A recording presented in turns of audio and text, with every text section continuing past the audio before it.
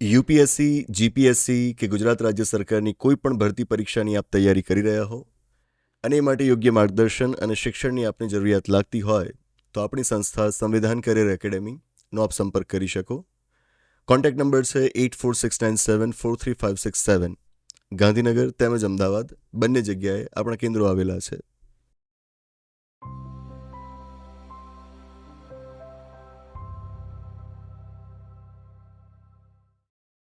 નમસ્તે, સ્વાગત છે આપણા કાર્યક્રમમાં કે જેનું નામ છે ગોષ્ઠ વિથ વિકલ્પ કોટવાલ. આજની ગોષ્ઠીમાં આપણે જે મુદ્દો ચર્ચવા જઈ રહ્યા છીએ, કદાચ કોઈક એવું કહેશે કે આ તો યુપીએસસી જીપીએસસી જેવી સ્પર્ધાત્મક પરીક્ષાઓની તૈયારી કરનારા અને એવી તૈયારીઓ કરાવનારાઓ સાથે સંકળાયેલો મુદ્દો છે, આનું અમારે શું કામ?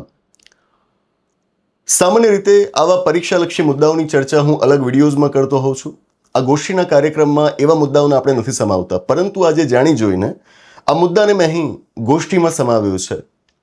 શાંતિથી, ધીરજ સાથે આખી ગોષ્ઠી આપ સાંભળજો અને છેલ્લે આપ ખુદ કહેશો કે વાસ્તવમાં આ પરીક્ષાલક્ષી મુદ્દો છે જ નહીં, આ એક એવો મુદ્દો છે જે મને સ્પર્શે છે, આપને સ્પર્શે છે, આપણને સૌ કોઈને સ્પર્શે છે, આખા સમાજને સ્પર્શે છે. અને સમય સાથે આ મુદ્દો વધુને વધુ ગંભીરતા ધારણ કરી રહ્યો છે.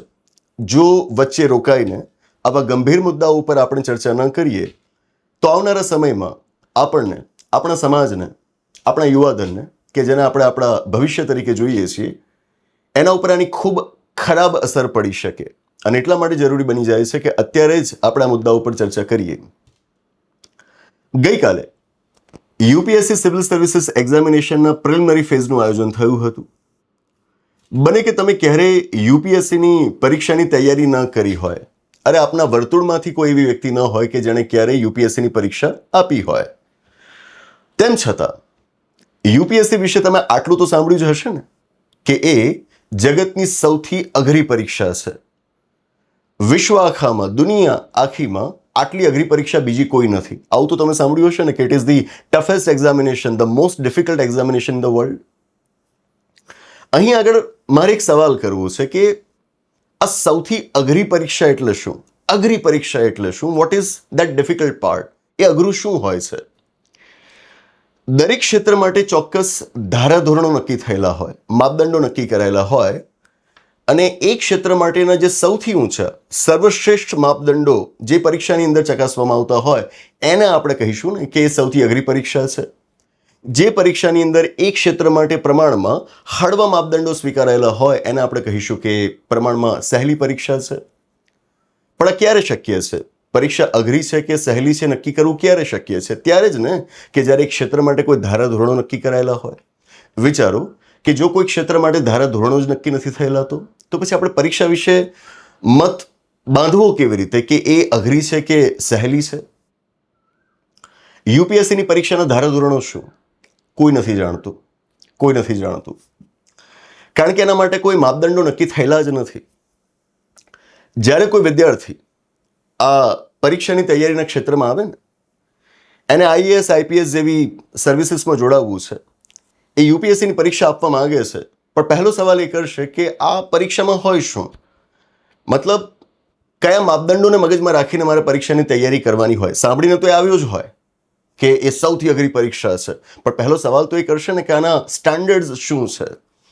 યુપીએસસી તરફથી એને કોઈ જવાબ નહીં મળે. યુપીએસસી ખાલી એક સિલેબસ આપી દેશે અને એમાં પણ પ્રિલિમિનરી ફેઝનો જે સિલેબસ છે એમાં તો ફક્ત વિષયના નામ લખેલા હોય. Indian polity, history, geography, Indian economy, science and technology, current affairs, બસ આમ 5-6 વિષયોના તમે નામ આપી દીધા. પછી તમારે જે વાંચવું એ વાંચો, જે તૈયારી કરવી છે એ કરો. આનાથી વધારે યુપીએસસી તમને કાંઈ નહીં કહે. તો પછી વિદ્યાર્થી કરશે શું? પાછલા અમુક વર્ષોમાં યુપીએસસીએ આ જ પરીક્ષામાં કેવા કેવા સવાલો પૂછ્યા હતા એ જોશે. પાછલા 10 વર્ષના, પાછલા 15 વર્ષના, ઘણી વખત તો પાછલા 20 વર્ષના પ્રશ્નપત્રોનો વિદ્યાર્થીઓ અભ્યાસ કરતા હોય છે. અમે એમને કરાવીએ છીએ. અને આટલો બધો અભ્યાસ કર્યા બાદ હવે એ ચોક્કસ ચિત્ર મગજમાં ઊભું કરશે કે હા, આ વિષયમાંથી આવા સવાલ પૂછાય તો હું એવી તૈયારી કરું. એ બને કે કોઈક ગાઈડની મદદ લે, કોઈ કોચની મદદ લે, એના ટીચર એને જે માર્ગદર્શન આપે એ પ્રમાણે તૈયારી કરે. ટીચર પણ માર્ગદર્શન શાના આધારે આપશે? પહેલાના વર્ષોમાં, અગાઉના વર્ષોમાં જે પ્રકારના સવાલો પૂછાયા હતા એના આધારે માર્ગદર્શન આપશે. એ કહેશે કે ભવિષ્યમાં આવા પણ સવાલ પૂછાઈ શકે. આમ એ લોકો જાતે કંઈક ધારાધોરણો નક્કી કરવાની કોશિશ કરતા હોય, પણ પછી ધારાધોરણો નક્કી થયા બાદ એ થોડાક સમય માટે સ્થાયી રહેવા જોઈએ. યુપીએસસીનું શું છે જાણો છો? એક વર્ષમાં એક ધારાધોરણ, બીજા વર્ષમાં બીજા ધારાધોરણ, દર વર્ષે કંઈક નવું લઈને આવી જાય. ધારાધોરણો બદલાય એની સામે કોઈને વાંધો ના હોય, પણ એમાં એક સ્થિરતા પણ હોવી જોઈએ ને, એની ગતિ પણ હોવી જોઈએ.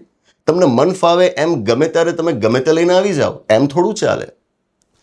સ્થિતિ એ સર્જાઈ છે કે આવા કોઈ ધારાધોરણો ન હોવાના કારણે વાસ્તવમાં યુપીએસસી એ વિશ્વની સૌથી અઘરી પરીક્ષા નથી બનતી, એ વિશ્વની સૌથી વિચિત્ર પરીક્ષા બનીને રહી જાય છે. It's the most awkward examination. બ્રહ્માંડમાં અગણિત રહસ્યો છે, એમાંના ઘણા ખરા રહસ્યો આપણે ઉકેલી શક્યા છીએ, ઘણા ખરા નથી ઉકેલી શક્યા. ભવિષ્યમાં ઘણા બધા રહસ્યો ઉકેલાશે અને ઘણા બધા રહસ્યો નહીં ઉકેલાય, ક્યારે નહીં ઉકેલાય. કોઈ વ્યક્તિ બધું ન જાણતી હોઈ શકે.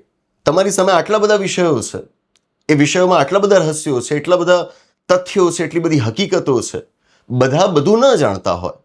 અને તમે જ કહો છો ને કે બધા બધું જાણતા હોય એવી કોઈ અપેક્ષા પણ નથી. તમે સામાન્ય રીતે એક ગ્રેજ્યુએટને આ પરીક્ષાની અંદર એન્ટ્રી આપો છો. What does that mean? એક ગ્રેજ્યુએટ જેટલું જ્ઞાન ધરાવતો હોય એના આધારે તમારે પરીક્ષામાં સવાલ પૂછવાના હોય. ગઈકાલની પરીક્ષામાં જે સવાલો પૂછાયા હતા એ તમે જુઓ, અગાઉના વર્ષોમાં જે સવાલો પૂછાયેલા છે એ તમે જુઓ. મતલબ કે ગમે ત્યાંથી ગમે તે લોકો પૂછી નાખે છે. ગઈકાલની પરીક્ષામાં જેમ કે એક સવાલ પૂછાયેલો હતો સુભાષચંદ્ર બોઝજી વિશે. હવે આપણે સૌ કોઈ જાણીએ છીએ કે કોંગ્રેસની અંદર રહેતા, ભલે તેઓ કોંગ્રેસના પ્રમુખ હતા એક સમયે, છતાં પણ વૈચારિક મતભેદો એમના હતા. જે વૈચારિક મતભેદોના પગલે પછીથી એમણે ફોરવર્ડ બ્લોકની સ્થાપના કરી હતી. આટલું આપણે જાણતા હોઈએ બહુ કહેવાય. પણ હવે તમે યુપીએસસીની પરીક્ષામાં સવાલ તો જુઓ. સવાલ કંઈક આ રીતે પૂછાય છે કે સુભાષચંદ્ર બોઝજીએ આજે ફોરવર્ડ બ્લોકની સ્થાપના કરી, એના સમર્થનમાં કોણ હતા, કોણ નહોતું. હવે કોંગ્રેસમાં સેંકડો નેતાઓ હતા, કોંગ્રેસની બહાર સેંકડો હજારો નેતાઓ હતા.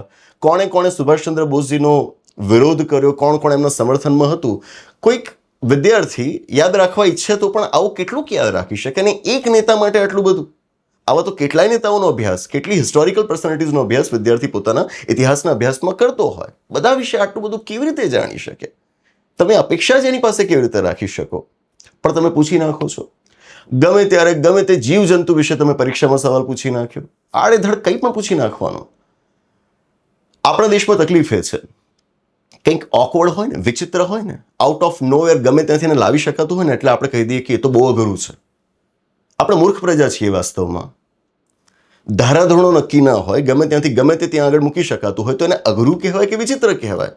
આપણે ત્યાં વિચિત્ર, જે વિયર્ડ હોય, વિયર્ડને આપણે ડિફિકલ્ટ માનીએ છીએ. આપણે એટલી મૂર્ખ પ્રજા છીએ અને એટલે જ આ પરીક્ષાને આપણે માથે ચડાવી રાખી છે. મેં પણ આ પરીક્ષાની તૈયારી કરેલી છે, મેં ઇન્ટરવ્યૂઝ આપેલા છે. આ છતાં પણ હું કહી રહ્યો છું કે આ વિષય ઉપર આપણે ગંભીરતાથી ચર્ચા કરવી જરૂરી બની જાય છે, અત્યારે કરી રહ્યા છીએ. આમ ન હોય. તમારે વિદ્યાર્થીઓને એક ફ્રેમવર્ક આપવાનું હોય. જો પરીક્ષા તમારે લેવાની છે તો એક નિશ્ચિત ફ્રેમવર્ક હોય. ફ્રેમવર્ક એટલે કે જેમાં પરીક્ષાની અંદર જે સવાલો પૂછાવાના છે એની એક દિશા નક્કી થાય. બરાબર? તમારે બાય એન્ડ લાર્જ એ ફ્રેમવર્કને ફોલો કરવાનું હોય. હું માનીશ કે અમુક સવાલો તમે એકદમ ડિફિકલ્ટ ઇન ધ સેન્સ જેના વિશે કદાચ વિદ્યાર્થી વિચારી જ ન શકે એવા મૂકી શકો, પણ એવા સવાલો થોડા હોય. તમારી પરીક્ષાના મોટાભાગના સવાલો જો એ પ્રકારેના હોય તો એ વાસ્તવમાં ડિફિકલ્ટ એક્ઝામિનેશન નથી બનતી. તમે વિદ્યાર્થીનું વાસ્તવમાં કેલિબર નથી ચકાસી રહ્યા. આવી પરીક્ષાઓમાં વાસ્તવમાં થઈ શું રહ્યું છે ખબર છે? કે જે વિદ્યાર્થી સિન્સિયરલી પ્રિપેર કરે છે, જેણે એક કોમ્પ્રિહેન્સિવ પ્રિપરેશન કરી છે, દરેક વિષયને એણે ઊંડાણથી સમજ્યો છે, એ વિદ્યાર્થી ધીરે ધીરે સ્પર્ધામાંથી બહાર ફેંકાઈ જાય છે. અને પેલા વિદ્યાર્થીઓ કે જેમની વાસ્તવમાં કોઈ તૈયારી નહોતી, વિષયોને સારી રીતે નહોતા સમજ્યા, એ લોકો તુક્કા મારવામાં માહેર છે. આ શબ્દ મારે વાપરવા પડશે. ગેસ વર્ક ને બધા સોફિસ્ટિકેટેડ ટર્મ્સ અત્યારે નથી વાપરવા. એ લોકો કે જે તુક્કા મારવામાં માહેર છે એ જ લોકો આ પરીક્ષામાં ફાવી જાય છે. તૈયારી કરીને જાઓ કે તૈયારી કર્યા વગર જાઓ, ઓલ આર ઇક્વલ. પેપર જ્યારે તમે જુઓ છો તે બધા માટે એક સરખું જ છે.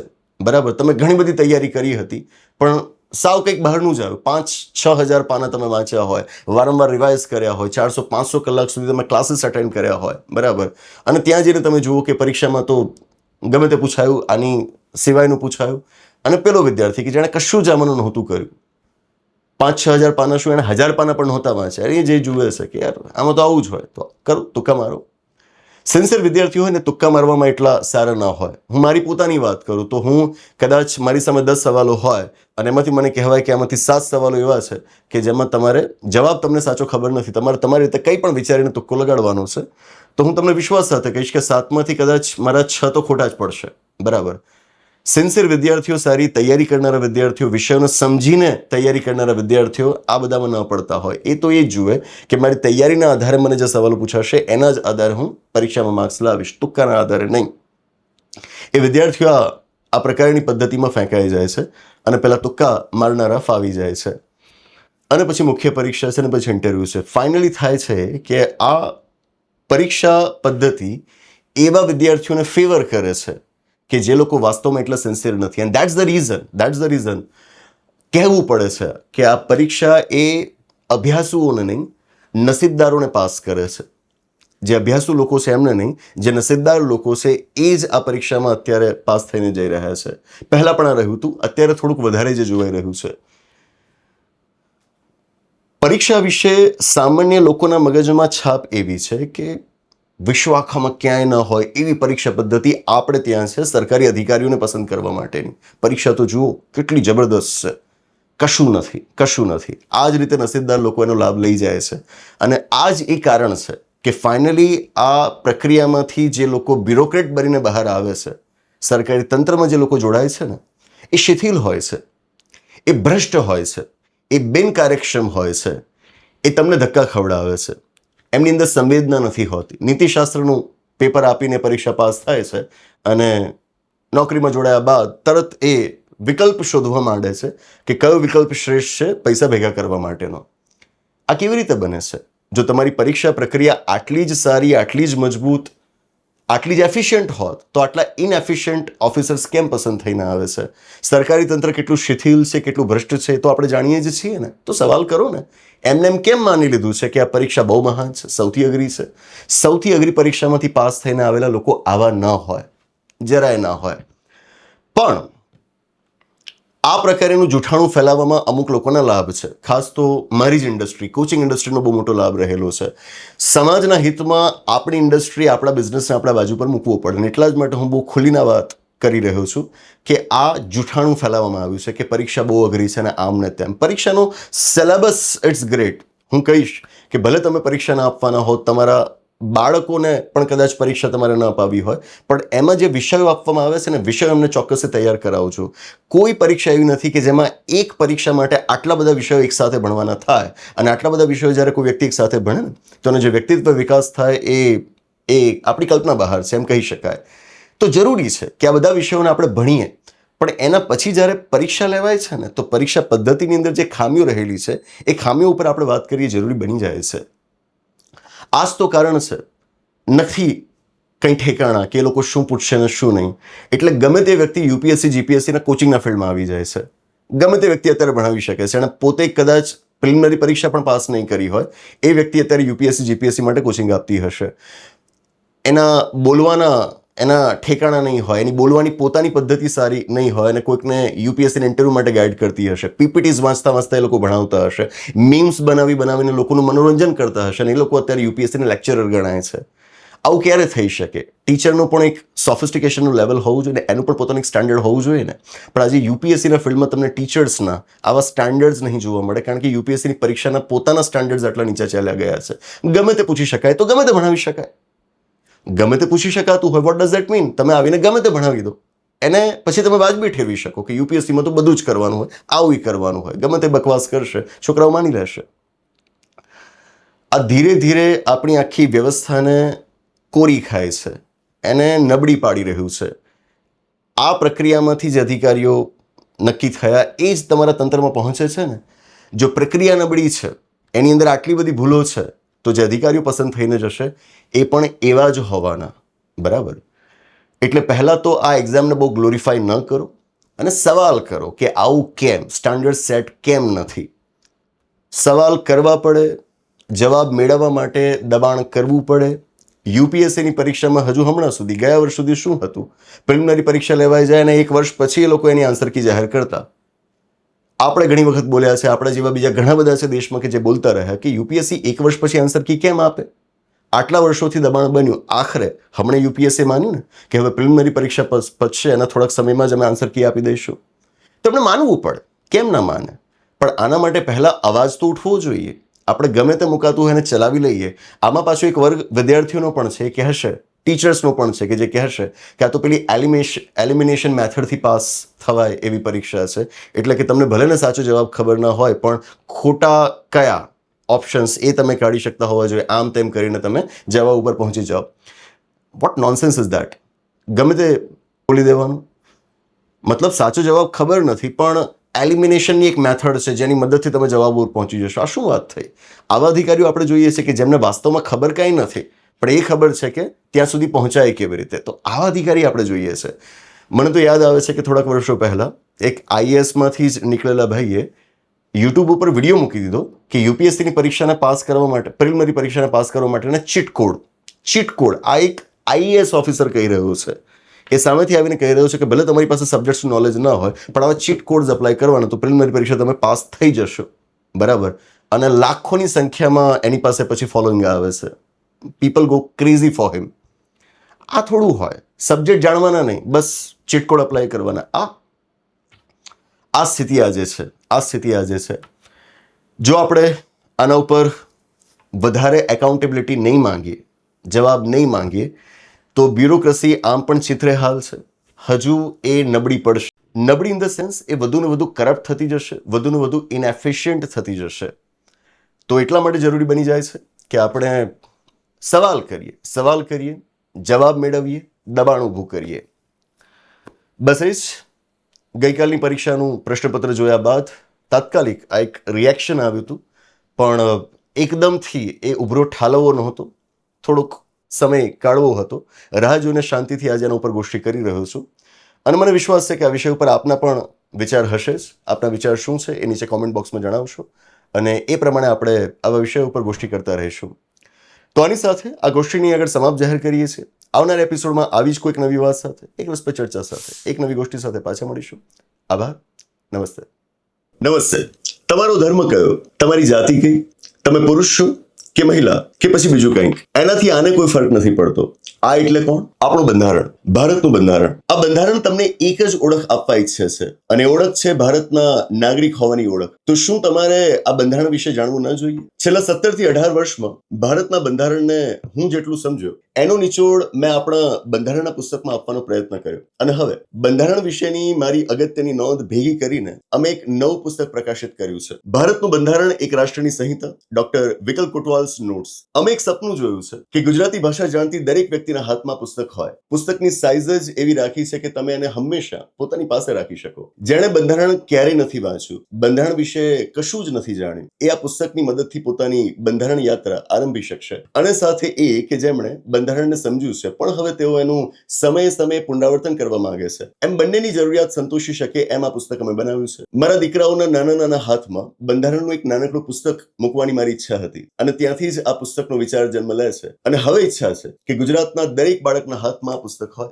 બાળકો અને વડીલો એમ બધા જ આ પુસ્તક વસાવે અને બંધારણને પ્રસરાવે એવી અપેક્ષા. પુસ્તક ખરીદવું ખૂબ સરળ છે. આપણી મોબાઈલ એપ્લિકેશન કે જેનું નામ છે વિકલ્પ કોટવાલ મોબાઈલ એપ્લિકેશન, એના સ્ટોરમાંથી તમે આ પુસ્તક ખરીદી શકશો અને સૌથી ઓછી કિંમતે અને ઘરે બેઠા તમે આ પુસ્તક મંગાવી શકશો. વધુ વિગત માટે આપણી ઓફિસનો આપ સંપર્ક કરી શકો.